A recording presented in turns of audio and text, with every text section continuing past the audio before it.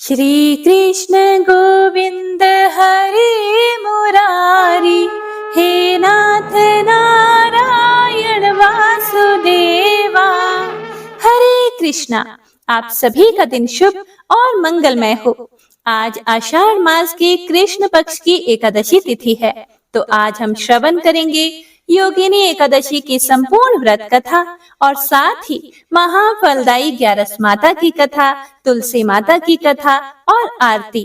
इस व्रत को करने तथा कथा के श्रवण करने मात्र से मनुष्य को 88,000 ब्राह्मणों को भोजन कराने के बराबर का फल प्राप्त होता है और मनुष्य के समस्त पाप कर्मों का नाश हो जाता है, सुख समृद्धि और मोक्ष की प्राप्ति होती है। ऐसा स्वयं भगवान श्री कृष्ण कहते हैं। तो आइए ऐसी पुण्यमयी एकादशी कथा का पूरे भक्ति भाव से रसपान करते हैं। जय श्री गणेश। हे प्रिय भक्तों, भगवान श्री कृष्ण के श्रीमुख से एकादशियों का महात्म्य सुनकर श्रद्धा पूर्वक उन्हें प्रणाम करते हुए युधिष्ठिर महाराज ने कहा कि हे केशव, हे मधुसूदन, आपके श्रीमुख से एकादशियों की कथा सुनकर मुझे असीम आनंद की प्राप्ति हो रही है। हे भक्तवत्सल, हे त्रिलोकीनाथ, कृपया करके अब आषाढ़ माह के कृष्ण पक्ष की एकादशी की कथा भी सुनाइए। हे पुंडरीकाक्ष, आषाढ़ माह के कृष्ण पक्ष की एकादशी का नाम तथा महात्म्य क्या है, उसकी विधि क्या है तथा उसके करने से क्या फल प्राप्त होता है, कृपा करके इसके संबंध में भी मुझे विस्तार से बताइए। तब भगवान श्री कृष्ण बोले, हे पांडुपुत्र, आषाढ़ माह के कृष्ण पक्ष की एकादशी का नाम योगिनी है। इसके व्रत से सभी पाप नष्ट हो जाते हैं। यह व्रत इस लोक में भोग तथा परलोक में मुक्ति देने वाला है और साथ ही 88,000 ब्राह्मणों को भोजन कराने के बराबर फल की प्राप्ति होती है एवं मनुष्यों की सभी मनोकामनाएं पूर्ण होती हैं। हे धर्मराज, यह एकादशी तीनों लोकों में प्रसिद्ध है। इसके व्रत से सभी पाप नष्ट हो जाते हैं। पद्म पुराण के अनुसार योगिनी एकादशी व्रत के दिन व्रत या उपवास करने से सभी तरह के पाप, जो कि मनुष्य योनि में जाने अनजाने में अनेक प्रकार के पाप होते हैं, लेकिन दोबारा ना करने की शपथ लेकर अगर योगिनी एकादशी का व्रत किया जाए तो इस व्रत का यह बहुत बड़ा फल है कि मनुष्य के सभी प्रकार के पाप इस व्रत को करने से समाप्त हो जाते हैं। हे कुंती पुत्र, मैं तुम्हें पुराण में कही हुई कथा सुनाता हूँ, तुम एकाग्र चित्त होकर सुनो। अलकापुरी नामक यक्षों का एक अत्यंत सुंदर नगर था। इस नगर के राजा थे देवताओं के कोषाध्यक्ष और यक्षों के राजा कुबेर। उनका यह राज्य हिमालय की विशाल श्रृंखला के बीच बसा हुआ एक छोटा सा स्वर्ग जैसा लगता था। चारों ओर विशाल वृक्ष और शीतल जल से छलकते हुए झरने इस नगर की शोभा बढ़ा रहे थे। वातावरण में सदैव सुगंधित वायु बहती थी। ऐसे सुंदर राज्य के राजा कुबेर भगवान शिव के अनन्य भक्त थे। वे प्रतिदिन शिव की सेवा पूजा किया करते थे और उनकी सेवा में सहायता करने के लिए उन्होंने हेम नाम के एक यक्ष को माली के लिए नियुक्त किया था। हेम माली अपने स्वामी कुबेर के लिए मानसरोवर से सुंदर पुष्पों का चयन करके लेकर आता और पूजा सामग्री के लिए कुबेर को देता। राजा कुबेर अपने इस सेवक की सेवा निष्ठा से बड़े प्रसन्न थे, लेकिन एक दिन हेम माली को अपने ही स्वामी से एक भयंकर श्राप के रूप में भयंकर दंड मिला और उसका कारण था उसकी सेवा में आई हुई एक त्रुटि।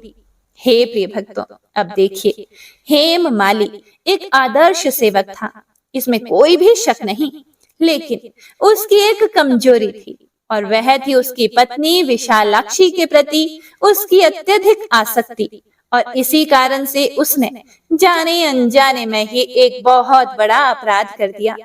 एक दिन प्रातःकाल हेम माली अपने नित्य कर्म के अनुसार ही शिव जी की सेवा के लिए पुष्प लाने के लिए मानसरोवर की ओर चल पड़ा। वह सभी सुगंधित सुंदर पुष्पों को लेकर आ भी गया था, लेकिन जैसे ही वह घर पहुंचा तो उसने अपनी पत्नी को देखा और उसे देखकर उसके मन में विचार आया कि क्यों ना थोड़े समय के लिए मैं अपनी पत्नी के साथ ही रहूं। अभी तो स्वामी की पूजा में समय है।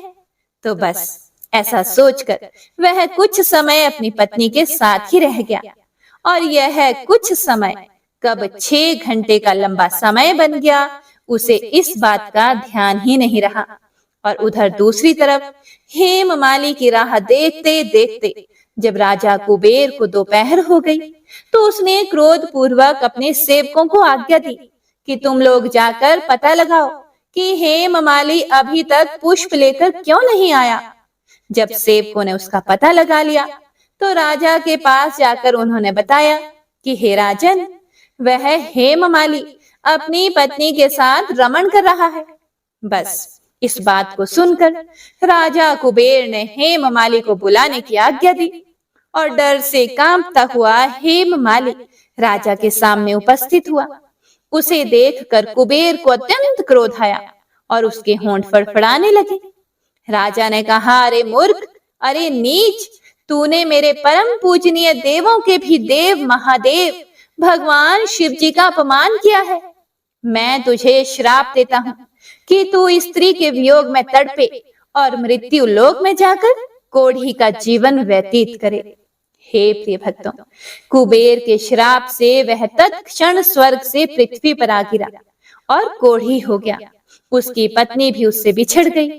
मृत्यु लोक में आकर माली ने महान दुख भोगे। भयानक जंगल में जाकर बिना अन्न और जल के भटकता रहा। रात्रि को निद्रा भी नहीं आती थी। मृत्यु लोक में आकर उसने अनेक भयंकर कष्ट भोगे, किंतु भगवान शिव की कृपा से उसकी बुद्धि मलिन नहीं हुई और उसे पूर्व जन्म की भी सुध रही। अनेक कष्टों को भोगता हुआ तथा अपने पूर्व जन्म के कुकर्मों को याद करता हुआ वह हिमालय पर्वत की तरफ चल पड़ा और चलते चलते वह मार्कंडेय ऋषि के आश्रम में जा पहुंचा। वह ऋषि अत्यंत वृद्ध तपस्वी थे। वह दूसरे ब्रह्मा के समान प्रतीत हो रहे थे और उनका वह आश्रम ब्रह्मा की सभा के समान शोभा दे रहा था। ऋषि को देखकर हेममाली वहां गया और उन्हें प्रणाम करके उनके चरणों में गिर पड़ा। हेममाली को देखकर मार्कंडेय ऋषि ने कहा कि तूने कौन से निकृष्ट कर्म किए हैं जिससे तू कोढ़ी हुआ और भयानक कष्ट भोग रहा है। फिर मार्कंडेय ऋषि की बात सुनकर हेममाली बोला, हे मुनि श्रेष्ठ, मैं राजा कुबेर का अनुचर था। मेरा नाम हेम है। मैं कुबेर के यहाँ माली का काम करता था। मैं प्रतिदिन मानसरोवर से फूल लाकर शिव पूजा के समय कुबेर को दिया करता था। एक दिन पत्नी सहवास के सुख में फंस जाने के कारण मुझे समय का भान ही नहीं रहा और दोपहर तक पुष्प नहीं पहुंचा सका। ना जाने कब दोपहर हो गई। राजा फूलों का इंतजार करते करते क्रोधित हो गए। उन्होंने मुझे बुलाने के लिए अपने सेवकों को भेजा। तब मुझे आभास हुआ कि आज मुझसे कितनी बड़ी गलती हो गई। लेकिन जब मैं जैसे ही राजा के पास पहुंचा तब राजा ने मुझे श्राप दिया कि तू अपनी पत्नी का वियोग सहेगा और मृत्यु लोक में जाकर कोढ़ी बनकर दुख भोगेगा। इसी श्राप के कारण मैं कोढ़ी हो गया हूँ तथा पृथ्वी पर आकर भयंकर कष्ट भोग रहा हूँ। इसीलिए हे महर्षि, कृपया करके आप कोई ऐसा उपाय बताइए जिससे मेरी मुक्ति हो। हे प्रिय भक्तों, मार्कंडेय ऋषि ने कहा, हे हेममाली, तूने मेरे सम्मुख सत्य वचन कहे हैं, इसीलिए मैं तेरे उद्धार के लिए एक व्रत बताता हूँ। यदि तू आषाढ़ माह के कृष्ण पक्ष की योगिनी नामक एकादशी का विधान पूर्वक व्रत करेगा तो तेरे सभी पाप नष्ट हो जाएंगे। महर्षि के वचन सुनकर हेममाली अति प्रसन्न हुआ और उनके वचनों के अनुसार योगिनी एकादशी का विधान पूर्वक व्रत करने लगा। इस व्रत के प्रभाव से अपने पुराने स्वरूप में आ गया और अपनी पत्नी के साथ सुख पूर्वक रहने लगा। भगवान श्री कृष्ण युधिष्ठिर महाराज से आगे कहते हैं कि हे राजन, इस योगिनी एकादशी के व्रत का फल 88,000 ब्राह्मणों को भोजन कराने के बराबर है। इसके व्रत से सभी पाप नष्ट हो जाते हैं और अंत में मोक्ष प्राप्त करके प्राणी स्वर्ग का अधिकारी बनता है। हे युधिष्ठिर, एकादशी बहुत ही पावन तिथि है। सभी वेद और शास्त्र एक ही स्वर में कहते हैं कि भगवत भक्ति में प्रगति करने के लिए एकादशी व्रत का पालन करना बहुत ही महत्वपूर्ण है। इस दिन अपना ज्यादा से ज्यादा समय भगवान के नामों का जप करने, हरि कथा और वैष्णवों के संग में भगवान की लीलाओं का श्रवण करने में बिताना चाहिए। हे युधिष्ठिर, एक बार श्री कार्तिकेय जी के पूछने पर स्वयं महादेव जी ने एकादशी की महिमा को बताया था। उसे सुनो। महादेव जी कार्तिकेय जी से बोले कि जो कलयुग में एकादशी की रात जागरण करते हुए वैष्णव शास्त्र का पाठ करते हैं, उसके कोटि जन्मों में किए हुए 4 प्रकार के पाप नष्ट हो जाते हैं। योगिनी एकादशी के व्रत का फल 88,000 ब्राह्मणों को भोजन कराने के फल के बराबर होता है। जिसे एकादशी की रात में नींद नहीं आती और वह नाचता और गाता है, उसे मेरा भक्त जानना चाहिए। भगवान विष्णु उसे मोक्ष प्रदान करते हैं। जो भगवान विष्णु से बैर करते हैं, उन्हें पाखंडी जानना चाहिए। जो मनुष्य एकादशी की रात्रि में भगवान विष्णु के मुखारविंद का बारंबार दर्शन करता है, उसे हजारों यज्ञ का पुण्य प्राप्त होता है। हे कार्तिकेय, जो मनुष्य योगिनी एकादशी या अन्य किसी भी एकादशी की रात्रि में भगवान विष्णु के भक्तों के सामने गीता और विष्णु सहस्त्र नाम का पाठ करता है, वह उस परम धाम में जाता है जहाँ साक्षात नारायण विराजमान है। एकादशी की रात्रि में जो भगवान विष्णु के समीप घी का दीपक जलाता है, उसका पुण्य 100 कल्पों में भी नष्ट नहीं होता। जहाँ पर शालिग्राम शिला होती है, वहां पर साक्षात भगवान श्री हरि विष्णु रहते हैं। जो भक्त तुलसा दल से भगवान विष्णु का पूजन करता है, उसका पुनः जन्म नहीं होता। भगवान विष्णु से बड़ा कोई देवता नहीं और एकादशी से बड़ी कोई तिथि नहीं, ऐसा ही जानना चाहिए। जो मनुष्य एकादशी की रात्रि जागरण करते हैं, उसके शरीर में इंद्र आदि देवता आकर स्थित हो जाते हैं। तो सभी भक्तजन प्रेम से बोलिए लक्ष्मी नारायण भगवान की जय। बोलिए एकादशी माता की जय। हे प्रिय भक्तों, आइए अब मनोकामनाओं की पूर्ति करने वाली बड़ी ही सुंदर कथा को सुनते हैं। इस कथा को पूरा अवश्य सुनिएगा। एक बार माता लक्ष्मी भगवान विष्णु जी से पूछती हैं कि हे स्वामी, तुलसी के पास दीपक जलाने का क्या महत्व है और रोज शाम को तुलसी के पास दीपक क्यों जलाया जाता है? इससे मनुष्य को कौन सा फल प्राप्त होता है? तुलसी के पास दीपक जलाने की विधि क्या है तथा दीपक जलाते समय कौन से मंत्र का उच्चारण करना चाहिए? कृपया करके आप मुझे विस्तार से बताइए। तब भगवान विष्णु जी कहते हैं कि हे देवी लक्ष्मी, आज आपने समस्त मानव जाति के कल्याण के लिए बहुत ही महत्वपूर्ण प्रश्न किया है। आपके इस प्रश्न का उत्तर देने से पहले मैं आपको एक प्राचीन कथा सुनाता हूँ, जिससे आपको सभी प्रश्नों के उत्तर मिल जाएंगे। इसीलिए आप इस कथा को ध्यान पूर्वक सुनिए। इस कथा को ध्यान से पूरा सुनने मात्र से ही मनुष्य को 100 वर्षों तक तुलसी के पास दीपक जलाने का पुण्य फल प्राप्त होता है। फिर माता लक्ष्मी कहती हैं, हे स्वामी, मैं इस कथा को सुनने के लिए उत्सुक हूँ। कृपया आप इस कथा को सुनाना प्रारंभ कीजिए। हे प्रिय भक्तों, तब भगवान विष्णु माता लक्ष्मी को वह कथा सुनाने लगते हैं। हे देवी लक्ष्मी, पूर्व काल की बात है। दक्षिण दिशा में तुंगभद्रा नाम की एक बहुत बड़ी नदी है। इस नदी के किनारे पर हरिहर नाम का एक अत्यंत सुंदर नगर बसा हुआ था। उसी नगर में काशी नाम के एक ब्राह्मण निवास करते थे। वे अत्यंत गुणवान, चरित्रवान, धर्म कार्य करने वाले तथा वेदों के मार्ग पर चलने वाले थे। उन्होंने समस्त शास्त्र का अध्ययन किया हुआ था।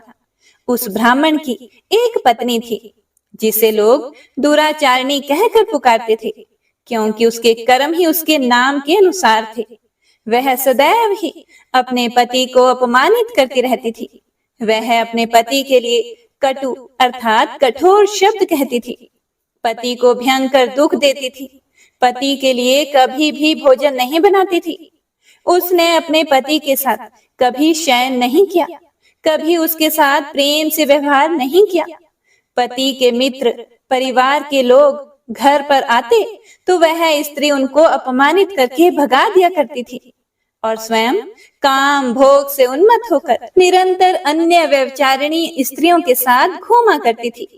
उसका मन पति को छोड़कर पराये पुरुषों में लगा रहता था। उसने कभी अपने पति से प्रेम से बात नहीं की, किंतु पराये पुरुषों के संग बैठकर बातें किया करती थी। पराये पुरुषों को मोहित करने के लिए सज धज कर गांव में घूमने जाया करती थी। कभी वह वन में किसी वृक्ष के नीचे खड़ी रहकर सुंदर पुरुषों के राह देखने लगती और किसी दुष्ट पुरुष को मोहित करके उसके संग भोग विलास किया करती थी। फिर एक दिन वह दुराचार स्त्री वन में जाकर एक वृक्ष के नीचे खड़ी हो गई। उसका मन काम से भरा हुआ था। वह किसी सुंदर कामी पुरुष की राह देख रही थी, किंतु बहुत समय निकलने के बाद भी उस स्थान पर कोई पुरुष नहीं आया। इसीलिए वह अत्यंत दुखी हो गई और प्रियतम की खोज में इधर उधर देखने लगी। उस दिन उसका सारा परिश्रम व्यर्थ हो गया। वहां पर खड़ी होकर वह नाना प्रकार की बातें कहकर विलाप करने लगी। आज तो इस मार्ग में कोई भी सुंदर पुरुष नहीं आया। अब मैं कैसे अपनी काम वासना को शांत करूं? वह जोर जोर से विलाप करने लगी। उस जंगल में एक भयानक बाघ निवास करता था। उस पापिनी स्त्री की आवाज सुनकर वह जाग गया और उछलकर उस स्त्री का भक्षण करने के लिए उसके पास आ गया। उस भयंकर बाघ को देखकर उस स्त्री के पसीने छूटने लगे। वह भय से थर थर कांपने लगी। वह स्त्री कुछ करती, इतने में ही उस बाघ ने अपने पंजे से उसे घायल कर दिया और वह स्त्री जमीन पर गिर पड़ी। जमीन पर गिरते ही वह स्त्री चिल्लाते हुए बोली, अरे बाघ, तू किस लिए यहाँ पर आया है? मुझे क्यों मार रहा है? तुम मुझे छोड़ दो। मेरा भक्षण करके तुम्हें क्या मिलेगा? उस स्त्री की यह बात सुनकर वह भयानक बाघ क्षण भर के लिए रुक गया और हंसते हुए बोला, हे दुष्टा, आज विधाता ने तुझे मेरा ग्रास नियुक्त किया है। तुझ जैसी पापिनी स्त्री का भक्षण करना ही मेरा काम है, तभी तुझे इस शरीर से मुक्ति मिलेगी। वह स्त्री कहने लगी, हे बाघ, तुम कौन हो? मुझे सच सच बताओ। तुम्हें किस कारण से बाघ की योनि में जन्म लेना पड़ा और तुम मुझ जैसी स्त्रियों का भक्षण क्यों करते हो? पहले मुझे सारी बात बताओ और फिर मेरा भक्षण करो।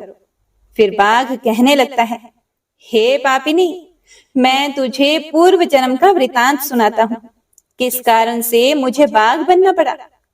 पूर्व काल में दक्षिण देश में एक नदी थी। उस नदी के तट पर एक नगरी बसी हुई थी। उस नगरी में मैं निवास करता था।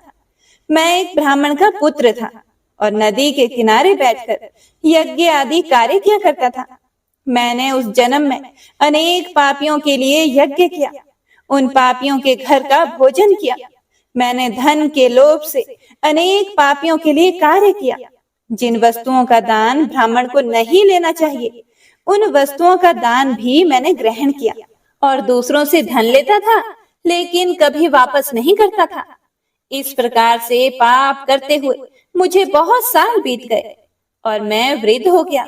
मेरे बाल सफेद हो गए, मुंह के सारे दांत गिर गए, लेकिन फिर भी मेरी दान लेने की आदत नहीं छूटी और मैं पाप करता चला गया। फिर एक दिन मैं धन के लोभ से नदी किनारे गया और अन्य धूर्त ब्राह्मणों के साथ मिलकर हमने लोगों को ठगा। झूठ मंत्र वचन बोलकर हमने बिना विधि विधान किए ही देवी देवताओं का पूजन किया और बहुत सारा धन दान में ले लिया।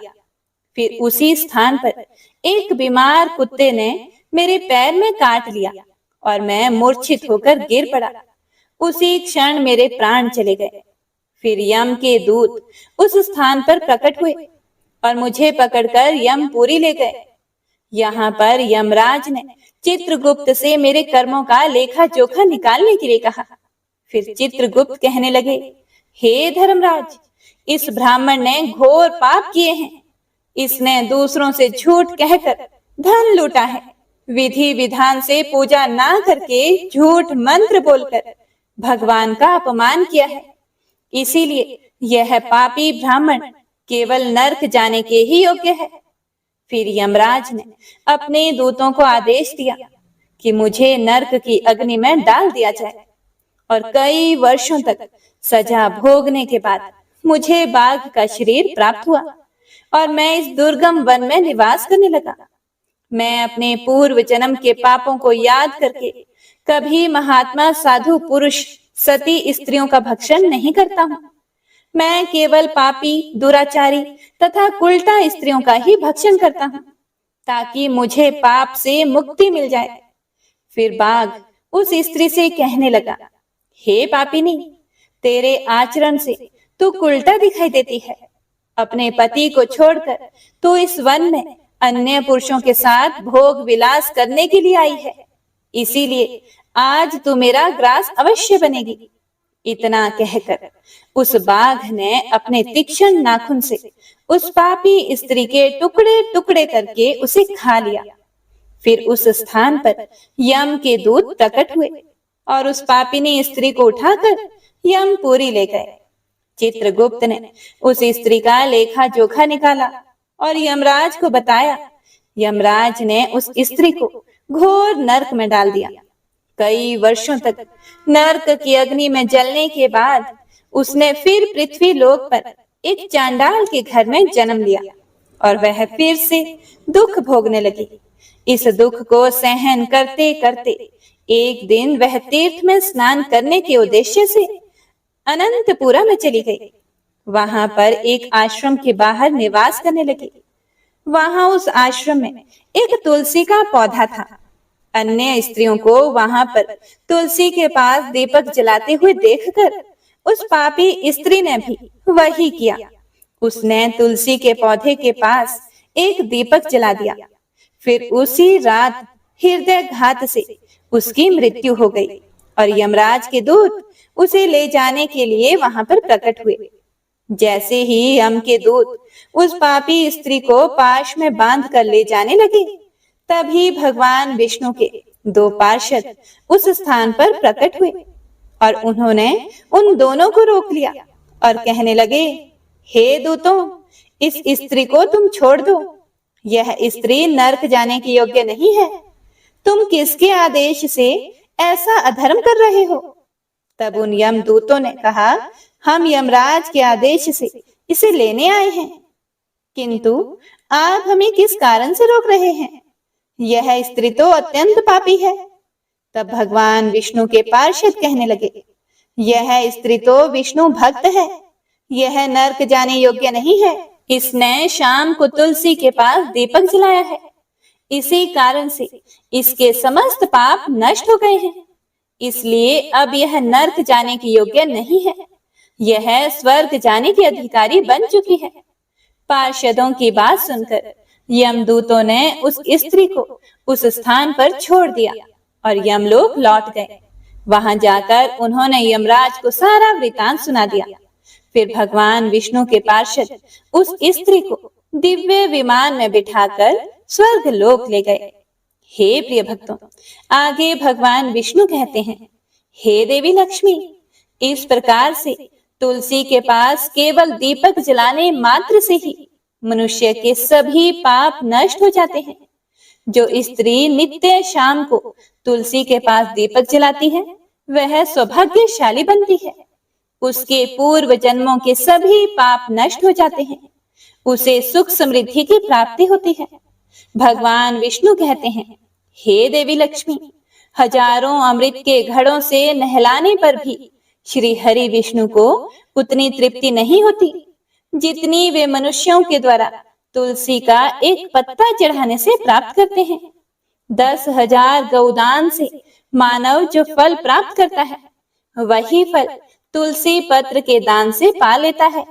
जो मृत्यु के समय अपने मुख में तुलसी पत्र का जल पा लेता है, वह संपूर्ण पापों से मुक्त होकर भगवान श्री हरि विष्णु के धाम में जाता है।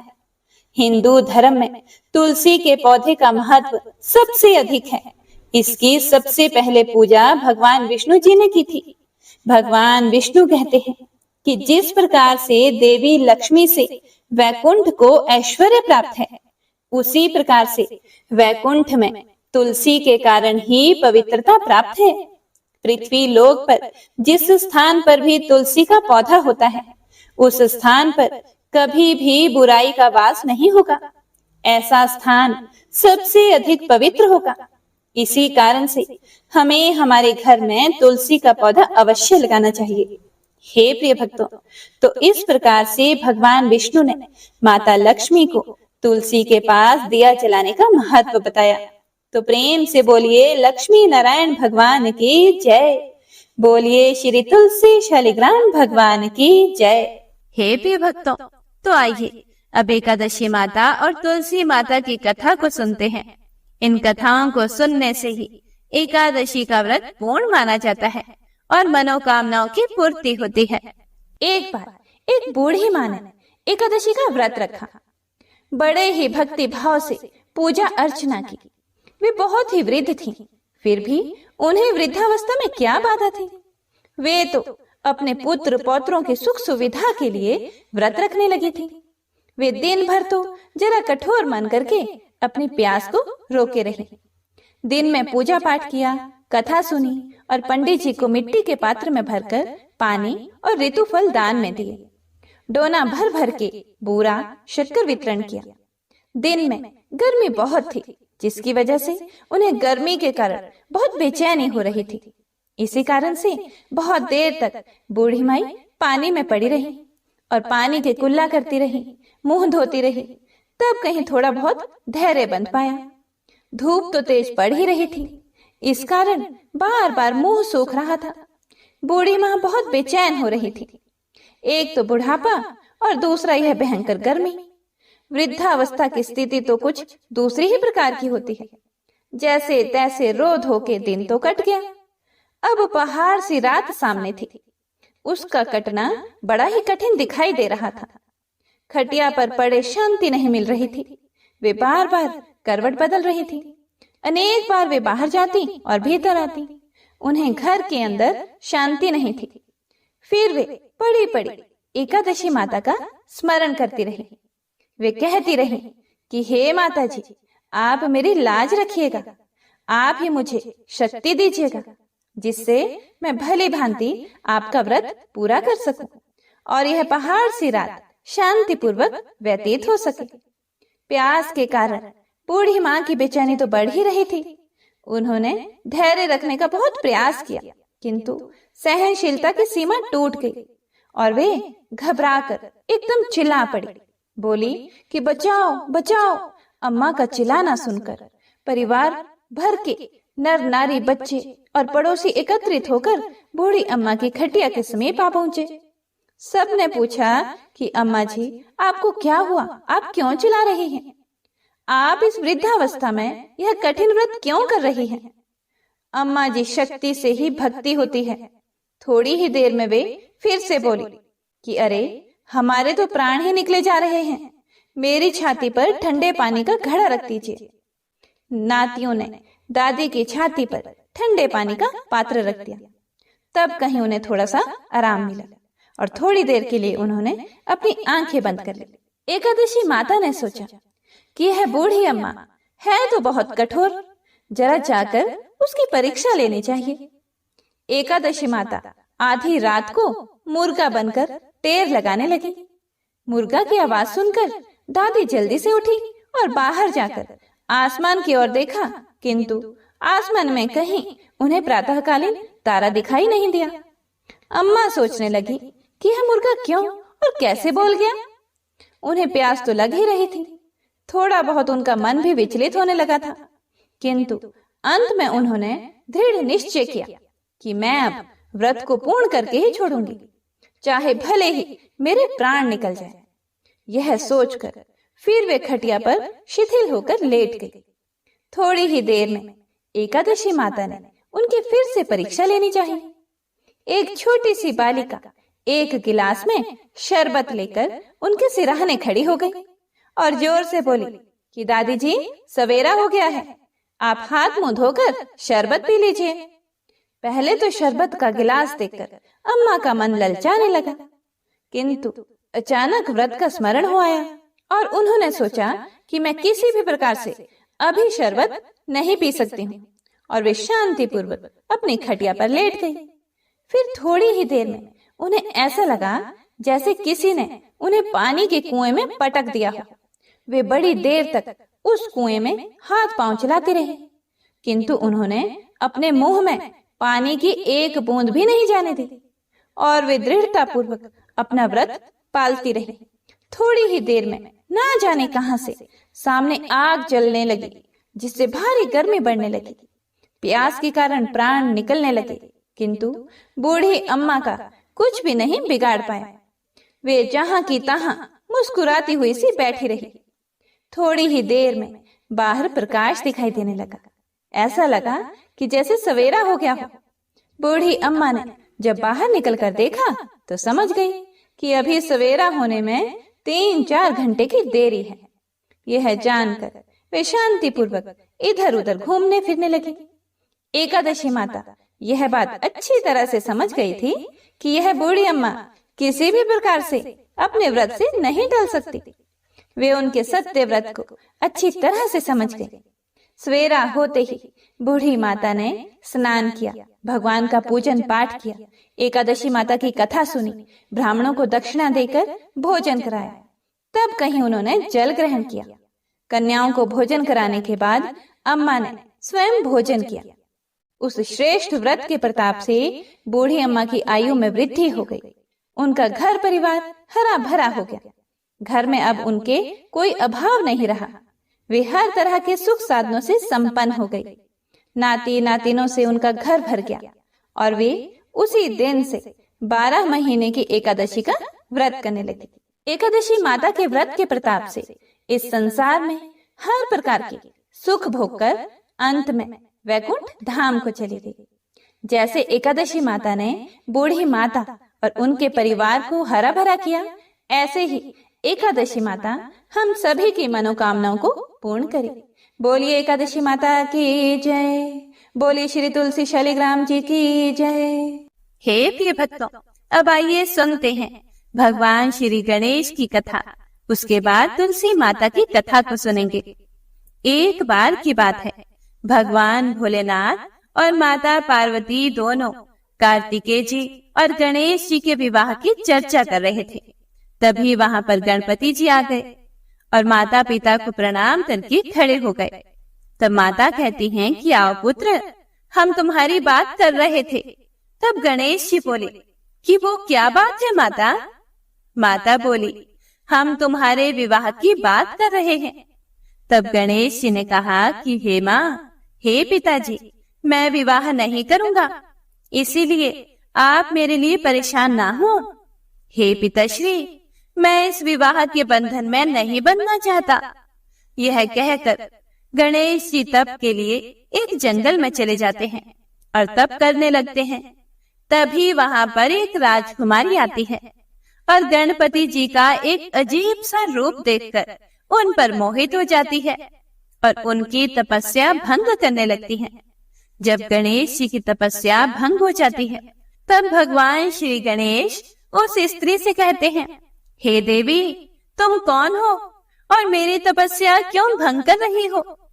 फिर उस देवी ने कहा कि हे प्रभु, मैं तुलसी हूँ और वर की तलाश में निकली हूँ, इसीलिए आप मुझे अपने लिए योग्य वर लगे, इसीलिए मैं आपकी तपस्या भंग कर रही थी। तब गणेश जी बोले कि हे देवी, मैं तुमसे विवाह नहीं कर सकता, क्योंकि मैंने विवाह ना करने की ठानी है और मैं अपने माता पिता की सेवा करना चाहता हूँ। बस मैं विवाह के चक्कर में नहीं पड़ना चाहता, इसीलिए आप अपने लिए कोई और वर देख लीजिए। फिर राजकुमारी तुलसी को क्रोध आ जाता है और वह गणेश जी को श्राप देती है और कहती है कि तुमने मेरा अपमान किया है, इसीलिए आगे जाकर तुम 2 स्त्रियों के पति बनोगे। और भी ज्यादा अपमानित शब्द कहने लगी। तब गणेश जी को क्रोध आ जाता है और गणेश जी बोले, मैं विघ्नहर्ता गणेश तुम्हें श्राप देता हूँ कि तुम कल की युग में एक वृक्ष का रूप लोगी और असुर से तुम्हारा विवाह होगा। यह श्राप सुनते ही वह गणेश जी से माफी मांगती है और रोने लगती है। तब गणेश जी उनको रोता देखकर उन्हें क्षमा कर देते हैं और तुलसी जी को यह वरदान देते हैं कि तुम कलयुग में पूजी जाओगी और श्री विष्णु की पूजा तुम्हारे बिना पूरी नहीं होगी और मेरी पूजा से तुम दूर रहोगी और घर घर तुम्हारी पूजा होगी। तुम सब वृक्षों में प्रथम होगी और श्रेष्ठ होगी। इस तरह से गणेश जी माता तुलसी को वरदान देकर वहां से चले जाते हैं और कुछ समय के बाद गणेश जी को विवाह का मन करने लगा और वह विवाह करना चाहते थे, पर कोई भी देवता गणेश जी का अजीब सा रूप देखकर अपनी पुत्री देना नहीं चाहते थे। जब किसी देवता का विवाह होता तो गणेश जी को बड़ा ही क्रोध आता। एक दिन गणेश जी और मूषक ने मिलकर एक योजना बनाई और कहा कि जब मेरा विवाह नहीं होता तो मैं भी किसी का विवाह नहीं करने दूंगा। अब क्या था, जब किसी देवता का विवाह होता तो मूषक वहां जाकर सब कुछ उथल पुथल कर देते। सभी देवता यह सब देखकर बड़े परेशान हो गए और सब ने मिलकर ब्रह्मा जी के पास जाने का निर्णय किया। ब्रह्मा जी ने कहा कि ठीक है, मैं कुछ करता हूँ, और उन्होंने दो कन्या को बुलाया, एक रिद्धि और दूसरी सिद्धि, और कहा कि तुम दोनों गणेश जी के पास मेरे साथ चलो और जो मैं तुम्हें कहूँ वही काम करना। और वह तीनों गणेश जी के पास चले गए। ब्रह्मा जी ने गणेश जी से कहा कि यह मेरी पुत्रियां हैं, आप इन्हें ज्ञान दें। गणेश जी ने दोनों को ही ज्ञान देना शुरू कर दिया और जैसे ही किसी का विवाह होता मूषक गणेश जी के पास आता और अपनी बात कहने ही लगता, वैसे ही रिद्धि और सिद्धि गणेश जी का ध्यान अपनी ओर कर लेती थी। ऐसे ही सभी देवी देवताओं का विवाह हो गया। जब यह बात गणेश जी को पता चली तो वह क्रोधित हुए। तभी वहां पर ब्रह्मा जी आ जाते हैं और श्री गणेश जी से कहते हैं कि आप मेरी दोनों पुत्रियों से विवाह कर लो। यह बात सुनकर गणेश जी खुश हो जाते हैं और बड़े ही धूमधाम से श्री गणेश जी का विवाह रिद्धि और सिद्धि के साथ हो जाता है। और कुछ समय गुजर जाने के बाद रिद्धि और सिद्धि के दो पुत्र होते हैं। रिद्धि का पुत्र शुभ और सिद्धि का पुत्र लाभ, और एक कन्या होती है जिसका नाम संतोषी होता है। हे प्रिय भक्तों, इस प्रकार से गणेश जी का विवाह संपन्न होता है। तो प्रेम से बोलिए जय श्री गणेश। हे गणेश देवता, सबकी मनोकामनाएं पूर्ण करना। हे विघ्नहर्ता, आप सबके काज को पूर्ण करना। ओम नमः शिवाय। जय श्री गणेश। हे प्रिय भक्तों, अब आइए सुनते हैं तुलसी माता के जन्म की कथा। एक बार भगवान शिव के नेत्र से तेज रूपी भयानक ज्वाला निकली, जिसे सृष्टि की रक्षा के लिए भगवान शिव ने समुद्र में डाल दिया। भगवान शिव से निकले उस महान तेज से एक बालक का जन्म हुआ, जो बहुत ही तेजस्वी और शक्तिशाली था। जल में जन्म होने के कारण उसका नाम जलंधर पड़ा। कालांतर में जलंधर असुरों का राजा बना। जलंधर का विवाह दैत्यराज कालनेमी की पुत्री वृंदा के साथ हुआ। वृंदा परम ईश्वर भक्त और पतिव्रता स्त्री थी। जब भी जलंधर युद्ध में जाता तब वृंदा पति की रक्षा के लिए भगवान के ध्यान में लीन हो जाया करती थी, और जलंधर पतिव्रता स्त्री के तेज से युद्ध में सुरक्षित रहता था। एक बार स्वर्ग का आधिपत्य पाने के लिए जलंधर असुरों की विशाल सेना के साथ देवताओं से जा भिड़ा। जलंधर के नेतृत्व में असुरों ने देवताओं को पराजित कर दिया। स्वर्ग पर असुरों का राज हो गया। देवता गण भागे भागे देव गुरु बृहस्पति जी के पास पहुंचे। बृहस्पति जी के कहने पर देवता गण भगवान विष्णु जी की शरण में पहुंचे। देवता की प्रार्थना सुनकर भगवान विष्णु उनकी सहायता के लिए जलंधर से युद्ध करने के लिए गए, पर भगवान विष्णु शिव के तेज से उत्पन्न जलंधर को पराजित नहीं कर सके। और उसे वर मांगने को कहा। फिर जलंधर ने बड़ी ही चालाकी से भगवान विष्णु को लक्ष्मी सहित अपने महल में रहने का आग्रह किया, जिसे भगवान विष्णु मना भी नहीं कर सके। इस तरह से जलंधर ने भगवान श्री हरि विष्णु से भी अभय प्राप्त कर लिया। इसके बाद हार कर देवतागण देव गुरु बृहस्पति के साथ भगवान शिव की शरण में गए। देवताओं की सहायता करने के लिए भगवान शिव जलंधर से युद्ध करने के लिए गए और भगवान शिव भी उसे पराजित नहीं कर सके, क्योंकि वृंदा का सतीत्व तेज उसकी रक्षा में था। भगवान विष्णु शिव जी के पास पहुंचे और कहा कि हे देव, जो आप अपने तेज से उत्पन्न जलंधर को पराजित नहीं कर पा रहे हैं, उसका कारण जलंधर की पतिव्रता स्त्री वृंदा के सतीत्व की शक्ति है। आप जलंधर से युद्ध करें और मैं वृंदा का ध्यान भटकाने का प्रयत्न करूंगा, क्योंकि जलंधर का वध सृष्टि के कल्याण के लिए आवश्यक है। यह कहकर भगवान श्री हरि विष्णु जलंधर का रूप धर के उनके महल में पहुंचे तथा तब वृंदा अपना पति आए समझकर तप को छोड़कर उनकी सेवा सत्कार में लग गई। इधर युद्ध में भगवान शिव ने जलंधर का वध कर दिया। जलंधर का वध होते ही दूत वृंदा को खबर देने पहुंचे। तब वृंदा को समझ में आ गया कि उसके साथ छल हुआ है। तब वृंदा ने विष्णु भगवान को अपने असली रूप में आने को कहा और क्रोध में आकर वृंदा ने विष्णु भगवान को श्राप दिया कि एक सती स्त्री का सतीत्व भंग करने के अपराध में तुम हृदयहीन पत्थर हो जाओ। विष्णु जी ने वृंदा के श्राप को शिरोधार्य कर कहा, हे देवी वृंदा, तुम्हारे तथा जलंधर के कल्याण के लिए मुझे ऐसा करना पड़ा। तुम दोनों को श्राप मुक्त करना था। तुम भी अब अपना शरीर त्याग कर तुलसी बिरवा के रूप में जन्म लोगी और मेरी पूजा तुलसी दल से होगी। मैं शालिग्राम पत्थर बनूंगा। मेरे शीश पर तुम आदर से विराजमान होंगी। तुम्हारे पतियों की हड्डियों के चूर्ण से शंख की उत्पत्ति होगी।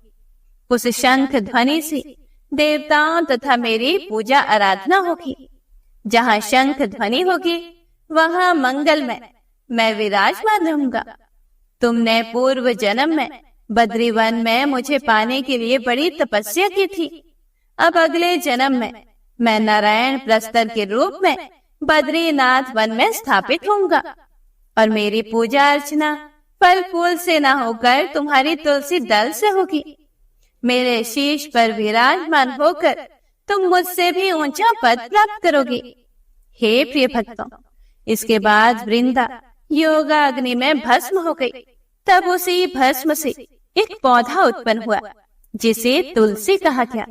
भगवान विष्णु के उसी पत्थर रूप की मतलब की शालिग्राम से तुलसी विवाह की परंपरा शुरू हुई। इस प्रकार से भगवान विष्णु ने तुलसी का उद्धार किया। तो प्रेम से बोलिए लक्ष्मी नारायण भगवान की जय। बोलिए श्री तुलसी शालिग्राम की जय। हरे कृष्णा। आइए अब सुनते हैं एकादशी माता की आरती। ओम जय एकादशी जय एकादशी जय एकादशी माता। विष्णु पूजा व्रत को धारण कर शक्ति मुक्ति पाता। तेरे नाम गिनाऊं देवी भक्ति प्रदान करनी। गण गौरव की देनी माता शास्त्रों में वरनी। ओम जय एकादशी माता। विष्णु पूजा व्रत को धारण कर शक्ति मुक्ति पाता। मार्गशीर्ष के कृष्ण पक्ष की उत्पन्ना। विश्व तारिणी जन्मी। शुक्ल पक्ष में हुई मोक्षदा मुक्तिदाता बन आई। ओम जय एकादशी माता। विष्णु पूजा व्रत को धारण कर शक्ति मुक्ति पाता। पौष के कृष्ण पक्ष की सफला नामक है। शुक्ल पक्ष में होए पुत्र दान अधिक रहे। ओम जय एकादशी माता। विष्णु पूजा व्रत को धारण कर शक्ति मुक्ति पाता। नाम शततीला माघ मास में कृष्ण पक्ष आवे, शुक्ल पक्ष में जया कहावे, विजय सदा पावे। ओम जय एकादशी माता। विष्णु पूजा व्रत को धारण कर शक्ति मुक्ति पाता। विजया फागुन कृष्ण पक्ष में शुक्लामल की, पाप मोचनी कृष्ण पक्ष में चैत्र महाबल की। ओम जय एकादशी माता। विष्णु पूजा व्रत को धारण कर शक्ति मुक्ति पाता। चैत्र शुक्ल में नाम कामदा धन देने वाली, नाम बरूथिनी कृष्ण पक्ष में वैशाख माहवाली। ओम जय एकादशी माता। विष्णु पूजा व्रत को धारण कर शक्ति मुक्ति पाता। शुक्ल पक्ष में होए मोहिनी अपरा ज्येष्ठ कृष्ण पक्षी, नाम निर्जला सब सुख करनी शुक्ल पक्ष रखी। ओम जय एकादशी माता। विष्णु पूजा व्रत को धारण कर शक्ति मुक्ति पाता। योगिनी नाम आषाढ़ माह में जानो कृष्ण पक्ष करनी, देवशयनी नाम कहायो शुक्ल पक्ष धरनी। ओम जय एकादशी माता। विष्णु पूजा व्रत को धारण कर शक्ति मुक्ति पाता। कामिक श्रवण मास में आवे कृष्ण पक्ष कहिए, श्रवण शुक्ला होए पवित्र आनंद से रहिए। ओम जय एकादशी माता। विष्णु पूजा व्रत को धारण कर शक्ति मुक्ति पाता। अजा भाद्रपद कृष्ण पक्ष की परिवर्तनी शुक्ला, इंद्राश्विन कृष्ण पक्ष में व्रत से भव सागर निकला। ओम जय एकादशी माता। विष्णु पूजा व्रत को धारण कर शक्ति मुक्ति पाता। पपंकुशा है शुक्ल पक्ष में आप हरनहारी, रमा मास कार्तिक में आवे सुखदायक भारी। ओम जय एकादशी माता। विष्णु पूजा व्रत को धारण कर शक्ति मुक्ति पाता। देवोत्थानी शुक्ल पक्ष के दुख नाशक मैया, पावन मास में करूं विन्नति पार करो नैया। ओम जय एकादशी माता। विष्णु पूजा व्रत को धारण कर शक्ति मुक्ति पाता।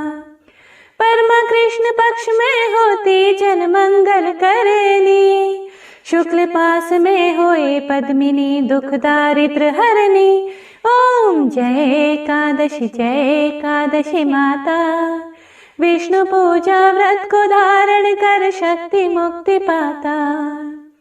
जो कोई आरती एकादशी की भक्ति सहित गावे, जन गुरुदिता स्वर्ग का वासा निश्चय ही पावे। ओम जय एकादशी माता। विष्णु पूजा व्रत को धारण कर शक्ति मुक्ति पाता। शक्ति मुक्ति पाता, शक्ति मुक्ति पाता। प्रेम से बोलिए एकादशी माता की जय। हे प्रिय भक्तों, कथा पसंद आई हो तो लाइक शेयर कमेंट जरूर कीजिएगा। कथा को ज्यादा से ज्यादा शेयर कीजिएगा ताकि सभी भक्तजन कथा को सुनकर पुण्य फल प्राप्त कर सकें। भगवान श्री हरि विष्णु आप सभी भक्तों की मनोकामनाओं को पूर्ण करें। तो एक बार सभी प्रेम से बोलिए लक्ष्मी नारायण भगवान की जय।